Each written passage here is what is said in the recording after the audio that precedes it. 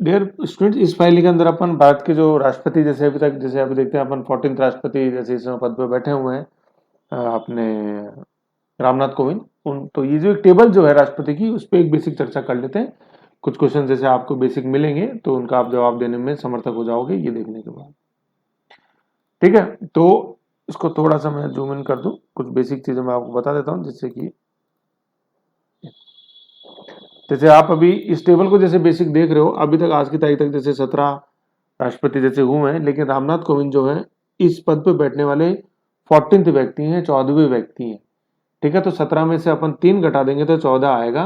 ये 3 क्या घटाने, 3 कार्यवाहक जो व्यक्ति राष्ट्रपति के रूप में जिन्होंने काम किया है उनको अपन घटा देंगे।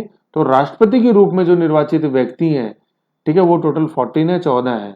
और रामनाथ कोविंद 14वें निर्वाचित इलेक्टेड राष्ट्रपति है। ये अपन को इस टेबल में एक बेसिक ध्यान रखना है। और राष्ट्रपति के पद पर बैठने वाले वो क्रम में 17वें व्यक्ति हैं। जैसे आप ये पूरा ये जो क्रम देख रहे हो ना, ये अनब्रेकेबल क्रम है। ठीक है, अनब्रेकेबल मतलब कि डेट्स बिल्कुल बैक टू बैक लिखी हुई हैं। ऐसे कोई भी दिन ऐसा अभी भारतीय इतिहास में नहीं है कि जिस दिन भारत ने के राष्ट्रपति के रूप में किसी व्यक्ति ने काम नहीं किया हो। ये तो संभव ही नहीं हो सकता। किसी भी दिन कोई पद खाली नहीं रह सकता। ठीक है, उसी दिन सेम डे उस पद को, जिस दिन खाली होता है उसी दिन उस पद को भरा जाता है, चाहे वो टेम्परेरी रूप में कार्यवाहक के रूप में भरे या अगले राष्ट्रपति का निर्वाचन के रूप में भरे। जैसे अभी आप देख रहे हो ये सारी डेट्स जो है ना, आप देखो गैजेटियर में, तो ये सारी 25 जुलाई बैक टू बैक चल रही है। बिल्कुल भारत 2020 के अंदर लगी हुई है टेबल, आप देख सकते हो। तो ये 25 जुलाई से 25 जुलाई बैक टू बैक चलती है। बिल्कुल ये सारी डेट 25 जुलाई 82, 25 जुलाई 87, ये पूरा 25 जुलाई 2012, 25 जुलाई 2017 बैक टू बैक है। अभी जैसे वर्तमान जैसे अपन राष्ट्रपति देख रहे हैं, उनका कार्यकाल 25 जुलाई 2022 तक है। नो डाउट पुनर्निर्वाचित हो सकते हैं, उसमें कुछ नहीं, लेकिन पहला कार्यकाल उनका 25 जुलाई 2022 को रामनाथ को उनका पहला कार्यकाल खत्म हो जाएगा। वो दूसरी बार निर्वाचित हो सकते हैं। भारतीय संविधान अलाउ करता है राष्ट्रपति को कितनी भी बार निर्वाचित होने का, पुनर्निर्वाचित होने का, ऐसे। ठीक है, तो इस फाइल के अंदर अपन बेसिक जो राष्ट्रपति हैं, जो इस पद पे सुशोभित, जिन्होंने इस पद को किया है अपनी कार्रवाई के माध्यम से भारतीय संविधान को अक्षुण्ण बनाए रखा, उनके बारे में एक बेसिक इंट्रोडक्शन अपन देख लेते हैं। ओके, सबसे पहले अपने राष्ट्रपति डॉक्टर राजेंद्र प्रसाद, आप जानते ही हो। ठीक है, बिहार से बिलोंग करते थे। तो इनका कार्यकाल 26 जनवरी 1950, क्योंकि राष्ट्रपति का पद जो सीन में आया वो भारतीय संविधान जिस दिन लागू हुआ उसी दिन आया। तो प्रस्तावना में अपन तारीख देखते हैं 26 जनवरी 1949 है प्रियम्बल में। ठीक है, लेकिन भारतीय संविधान लागू कब हुआ? 26 जनवरी 1950। और इसी दिन अपन क्या बनाते हैं? रिपब्लिक डे, गणतंत्र दिवस। गणतंत्र रिपब्लिक डे परेड होती है राजपथ के ऊपर।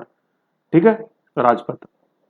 और ये चीज मैंने आपको भारत जैसे गणतंत्र कैसे, मैंने उस फाइल के अंदर भी आपको प्रियम्बल में बता रखा है कि एक मीनिंग जो है अपने सोवरेन सोशलिस्ट डेमोक्रेटिक रिपब्लिक, क्या मतलब होता है रिपब्लिक का।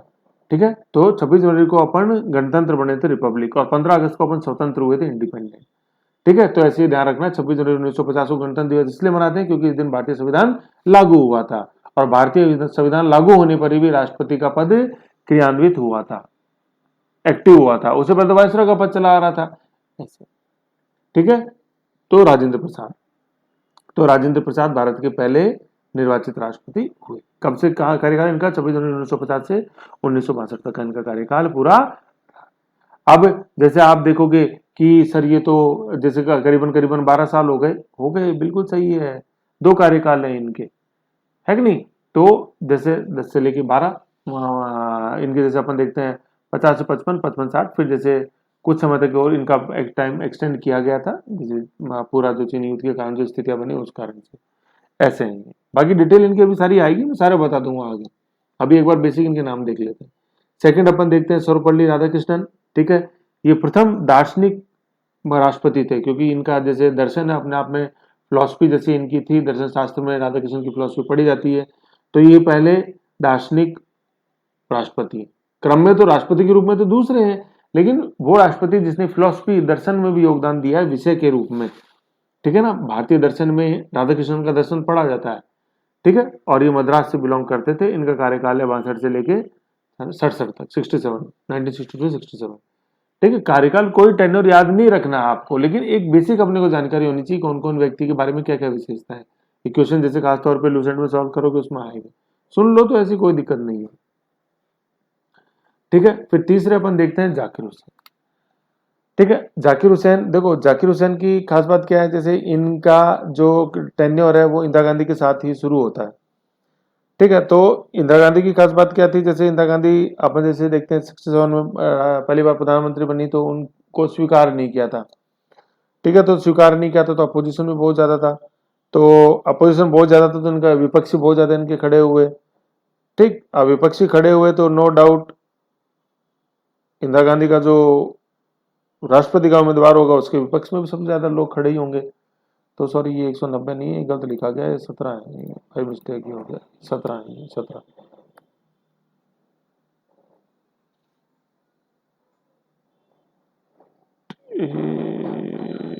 ठीक है ना, ये सॉरी ये है ना 17 है, अभी नीचे टेबल भी लगी हुई है, मैं बता दूंगा उसको। ठीक है, ये इनके तो इंदिरा गांधी के, क्योंकि ये इंदिरा गांधी के उम्मीदवार थे जाकिर हुसैन, तो इसलिए इंदिरा गांधी का विरोध हुआ, तो इसलिए इनके भी विरोध में सर्वाधिक विपक्षी उम्मीदवार आज तक खड़े हुए हैं 17।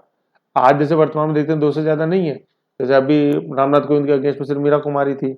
और ये पहले ऐसे थे जो पद पर रहते रहते हुए मृत्यु, ये मैं फैक्ट भूल गया था लिखना, मृत्यु है ना, ऐसे पद पर रहते हुए मृत्यु। ठीक है, ये अपन को ये चीज अपन को ध्यान रखनी है।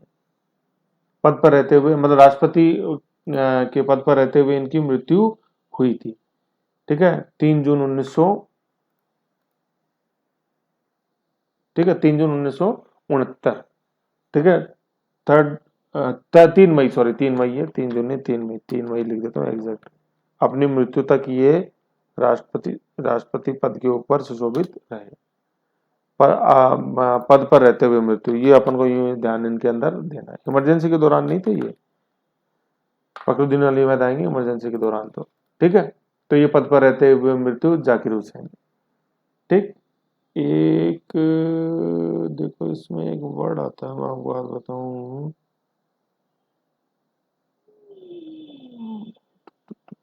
देखो person who died on post, पद पर रहते हुए मृत्यु है ना, posthumous, not a posthumous, not a one,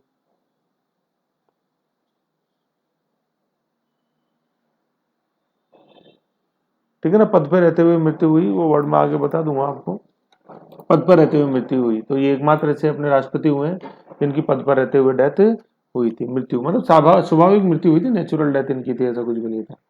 ठीक है, जाकिर हुसैन। ओके, फिर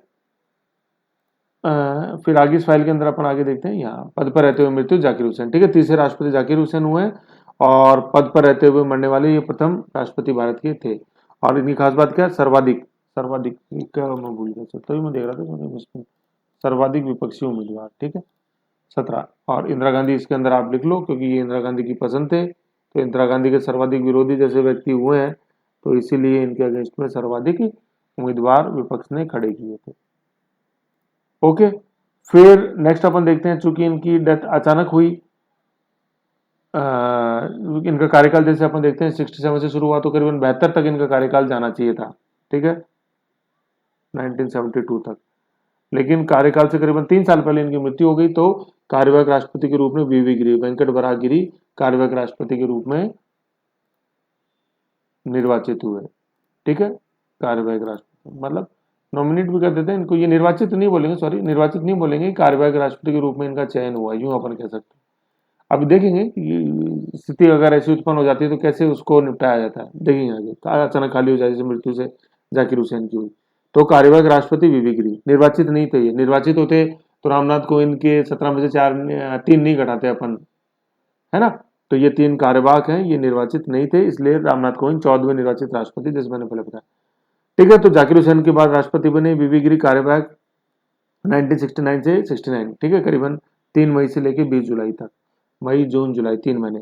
फिर वापस दूसरे कार्यवाहक बने जस्टिस, ठीक है, ये सुप्रीम कोर्ट के जस्टिस। ठीक है, अहम हिदायतुल्लाह कार्यवाहक राष्ट्रपति के रूप में इन्होंने काम किया जुलाई से लेकर अगस्त 1969, करीबन 2 महीने। ठीक है, कार्यवाहक ये अपने सुप्रीम कोर्ट के जस्टिस, ठीक है, अहमद आयतुल्ला। फिर जैसे अपन देखते हैं वीवी गिरी, ये वही सेम व्यक्ति है, वापस वीवी गिरी, ठीक है, ये अब निर्वाचित हो गया है, पहले तो कार्यवाहक थे, इस बार ये इलेक्टेड है, ठीक है। और 24 अगस्त 1969 से 74 पूरा इन्होंने 5 साल अपना कार्यकाल पूरा किया। लेकिन इनके जो कार्यकाल की खास बात है वो है मतगणना का द्वितीय चरण। आज तक राष्ट्रपति की मतगणना के अंदर जैसे जो सेकंड राउंड काउंटिंग की जरूरत पड़ी है वो सिर्फ वीवी गिरी में ही पड़ी है, ठीक है ना। सेकंड काउंट से मतलब है, जैसे अपन देखेंगे ये आनुपातिक प्रतिनिधित्व प्रणाली प्रोपोर्शनल रिप्रेजेंटेटिव सिस्टम के तहत ट्रांसफरेबल बैलेट के द्वारा होता है, संक्रमित हो जाता है बैलेट, ठीक है, ट्रांसफर हो जाता है वो बैलेट। अगर किसी को कोटा, मतलब कोटा का मतलब 50% प्लस वन से 50% प्लस वन या उससे ज्यादा मत नहीं मिलते हैं, तो जिसको सबसे कम मिलते हैं वो बैलेट, उसके बैलेट ट्रांसफर होते हैं अन्य के अंदर, ठीक है। तो ये अपन जैसे देखेंगे आगे, तो द्वितीय चरण की आवश्यकता जिसके के लिए पड़ी अकाउंटिंग की वो सिर्फ वीवी गिरी है। तो इसमें देखो दो आ रहा है ना, वी और वी, 1 और 2, तो द्वितीय चरण की आवश्यकता किसमें पड़ी, वीवी गिरी, ऐसे अपन ध्यान रख सकते हैं। पहला टेन्योर इनका जाकिर के बाद जो था वो कार्यवाहक, लेकिन जब जस्टिस उदयतुल्ला के बाद ये आए तो ये इनका इलेक्टेड वाला ही टेन्योर था। और ये पहले ऐसे थे, अब इलेक्टेड हुए तभी तो मतगणना हुई, और द्वितीय चरण की मतगणना आज तक एक ही राष्ट्रपति में हुई है, वो कौन, वीवी गिरी। तो अभी तक अपने दो चीज देख ली कि पद पर रहते हुए मृत्यु जाकिर हुसैन, सबसे पहले कार्यवाहक वीवी गिरी, सुप्रीम कोर्ट के जस्टिस जो सबसे पहले कार्यवाहक राष्ट्रपति बने एक ही हुए कैसे, अहमद आयतुल्ला, ठीक है। फिर वीवी गिरी जिसके समय सबसे पहली बार सेकंड काउंटिंग की जरूरत पड़ी वो वीवी गिरी 69 से 74, ओके। फिर अपन नेक्स्ट देखते हैं फखरुद्दीन अली अहमद, ठीक है, ये भी इंदिरा गांधी की पसंद थे। इंदिरा गांधी तो चली आ रही है 77, जैसे अपन देख रहे हैं 77 मतलब 84 में निधन होता है इंदिरा गांधी का, तो 74 से लेकर 77। इनकी जो खास बात है फखरुद्दीन अली अहमद की, इनके समय आपातकाल लगा था 25 जून 1975, जो मतलब वेल नोन इमरजेंसी जो अपन देखते हैं इंदिरा गांधी ने जो लगाई, जिस दौरान नसबंदी हुई और जिसके कारण से फिर 77 में चुनाव हारी इंदिरा गांधी, वो जो इमरजेंसी है अनुच्छेद 352 के तहत जो लगी थी, वही उस समय जो राष्ट्रपति थे वो फखरुद्दीन अली अहमद थे, ये समझने वाली बात है, ठीक है। ये इमरजेंसी करीबन 21 महीने चली थी, 21 माह लिख लो आप इसमें, 21 माह, 25 जून 1975 से 21 मार्च 1977 तक, 21 महीने तक, ठीक है। और इसमें मैं लिख दूं आपको 21 महीने, आपको याद रहेगा, ये अच्छा फैक्ट है, ये पता होना चाहिए 21 माह वाला, ठीक है। ये 21 माह ये इमरजेंसी चली थी। तो इस समय राष्ट्रपति कौन, फखरुद्दीन अली अहमद, ऐसे ही अपन को ध्यान, ठीक है, फखरुद्दीन अली अहमद इंदिरा गांधी के समय, ठीक है। तो ये यहाँ मतलब पूरा जब 1667 से चालू हो जाता है इंदिरा गांधी का, तो जाकिर हुसैन, वीवी गिरी, अहमद आयतुल्ला, फिर वीवी गिरी, फखरुद्दीन अली अहमद, फिर बीडी जत्ती भी, नो डाउट बीडी जत्ती, नीलम संजीव रेड्डी, ये इंदिरा गांधी के थे बहुत फेमस, ठीक है, इसलिए निर्वाचित हुए अपन देखेंगे। और ज्ञानी जेल सिंह, तो ज्ञानी जेल सिंह के समय 84 में फिर निधन होता है इंदिरा गांधी के। तो यहाँ तक ये पूरे इंदिरा गांधी का काल है, इंदिरा गांधी, ऐसे ध्यान देना अपन को, ठीक है, ऐसे ध्यान रखना। तो अपन कहाँ थे, हाँ ये जैसे ये भी बिगड़ी फखरुद्दीन अली अहमद है ना, तो इमरजेंसी के दौरान ये थे, ठीक है, आपातकाल 21 मार्च 2012। फिर इनके बाद अपन देखते हैं बीडी जत्ती, ये भी कार्यवाहक थे, ठीक है, बीच में इनका फखरुद्दीन अली अहमद के बाद जो कार्यवाहक बनाए गए ये बीडी जत्ती। फिर बीडी जत्ती के बाद जैसे अपन देखते हैं नीलम संजीव रेड्डी, नीलम संजीव रेड्डी पहले ऐसे राष्ट्रपति थे जो निर्विरोध निर्वाचित हुए थे। निर्विरोध का मतलब कि उनके अगेंस्ट में कोई भी खड़ा नहीं हुआ था। ऐसा क्यों हुआ, क्योंकि नीलम संजीव रेड्डी किसके उम्मीदवार थे, इंदिरा गांधी के। तो 77 में जब इंदिरा गांधी वापस चुनाव लड़ा था तो इंदिरा गांधी बहुत पावरफुल हो चुकी थी, अपने सभी विद्रोहों का सर कुचल चुकी थी इंदिरा गांधी जब तक। तो नीलम संजीव रेड्डी पहले ऐसे हुए जो निर्विरोध राष्ट्रपति निर्वाचित हुए, ठीक है। 77 से 82 इनका ये कार्यकाल है। फिर नेक्स्ट देखते हैं अपन राष्ट्रपति ज्ञानी जेल सिंह, ठीक है, नीलम संजीव रेड्डी के बाद ज्ञानी जेल सिंह। ज्ञानी जेल सिंह का ऐसा कोई इंपॉर्टेंट नहीं है, बस यही है कि ज्ञानी जेल सिंह के बीच टेन्योर के अंदर ही, मतलब 1984 के अंदर ही इंदिरा गांधी का निधन हो गया था, हत्या हो गई थी। तो ज्ञानी इंदिरा गांधी की हत्या, यूं समझ लो। फिर आर वेंकटरमन है 87 से 92 तक। फिर डॉक्टर शंकर दयाल शर्मा है 92 से 97। के आर नारायणन है 97 से 2002 तक। फिर डॉक्टर एपीजे अब्दुल कलाम आ जाता है 2 से 7 तक, है ना, वैज्ञानिक मिसाइल मैन। फिर प्रतिभा पाटिल है, ठीक है, प्रतिभा पाटिल 2007 से लेकर 12 तक। प्रणब मुखर्जी 12 से लेकर 17 तक। फिर रामनाथ कोविंद ठीक, 25 जुलाई 2017 से 25 जुलाई 2022 तक इनका पहला कार्यकाल रहेगा। अगर संभावना बनी तो पुनर्निर्वाचित भी हो सकते हैं। ठीक है, तो ऐसे करके टोटल 17 अपन देखते हैं कि व्यक्ति या 17 बार राष्ट्रपति की सीट भरी गई है, लेकिन निर्वाचित रूप में जो है रामनाथ कोविंद ये 14वें राष्ट्रपति है। क्यों? क्योंकि 17 में से अपन 3 घटा देंगे जो कार्यवाहक थे। कौन कौन? V V Giri, justice Ahmad Hidayatullah and B D Jatti. ये देखो तो, V V Giri, Ahmad Hidayatullah and B D Jatti कार्यवाहक, इन 3 को अपन घटा देंगे तो रामनाथ कोविंद 14वें राष्ट्रपति हो जाएंगे, जो कि निर्वाचित राष्ट्रपति के रूप में अभी काम कर रहे हैं। ठीक है, ये बेसिक एक जानकारी थी इनकी अपने राष्ट्रपतियों के। तो नाम सारे याद रखने जरूरी नहीं है, लेकिन एक बार जहन में होने चाहिए। कोई भी क्लू आप बना सकते हो जो भी आपको अच्छा लगे, लेकिन जो जो बेसिक फैक्ट्स जैसे मैंने आपको बताया कि पद पे रहते हुए जिसकी सबसे पहले मृत्यु हुई, कौन? जाकिर हुसैन। ये ऊपर तबला वादक मत कर देना, तबला वादक पद पे रहते हुए, लेकिन वैसे याद रख सकते हैं, वाह उस्ताद वाह। ठीक है, मतगणना 2 बार वीवी आई गया, निर्विरोध नीलम संजीव रेड्डी। ठीक है, नीलम, तो नीलम अपन हीरा देखते हैं, निर्विरोध निर्वाचित। तो ऐसे करके आप क्लू के माध्यम से सेट कर सकते हो इनको। ओके, फिर एक बेसिक जानकारी जैसे जो निवास स्थल के रूप में है वो अपन को पता होनी चाहिए ये। ठीक है, ये बेसिक जानकारी क्या है? ये राष्ट्रपति के निवास स्थल है। साधारणतः राष्ट्रपति कहाँ निवास करते हैं? राष्ट्रपति भवन रायसीना हिल्स, है ना, रायसीना हिल्स है ये। पहाड़ी अपन देखते हैं, ये पहाड़गंज के बैक वाला एरिया है। ठीक है, तो रायसीना हिल्स है, ये अरावली का ही एक तरह से लास्ट या उत्तर छोर अपन जैसे देखते हैं रायसीना हिल्स, अरावली हिल्स का ये विस्तार है, रायसीना पहाड़ियां। तो पहाड़ी के ऊपर स्थित है अपना राष्ट्रपति भवन। तो वो कौन सी पहाड़ी है? रायसीना हिल्स, नई दिल्ली। ठीक है, फिर ग्रीष्मकालीन समर। ठीक है, समर ग्रीष्मकाल में कहाँ चल जाता है अपना राष्ट्रपति भवन? ये कहाँ, मतलब राष्ट्रपति भवन में टायर नहीं लगे हुए हैं, ये बिल्डिंग बनाई हुई नहीं अपने अल्टरनेट, तो राष्ट्रपति वहां जाते हैं सिर्फ ग्रीष्मकाल के दौरान। कहाँ? ये रिट्रीट बिल्डिंग है, कहाँ? शिमला, हिमाचल प्रदेश में।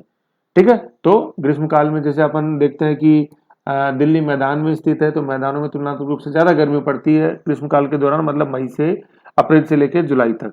तो उस समय राष्ट्रपति कुछ समय के लिए कहाँ जाते हैं? शिमला चले जाते हैं।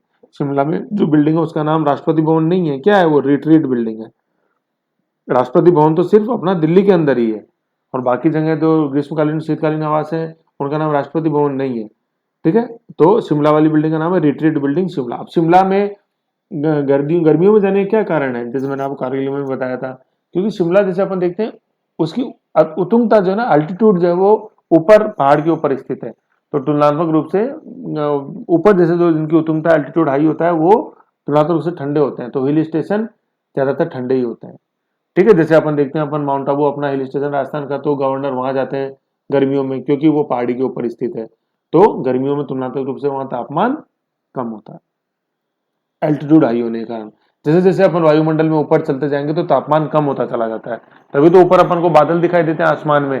भाई बादल क्या है? बादल जलवाष्प ही है, लेकिन वो जलवाष्प जब ठंडी हो जाती है तो अपन को बादलों के रूप में दिखाई देती है। जलवाष्प जब ठंडी हो जाती है तो बादलों के रूप में दिखाई देती है।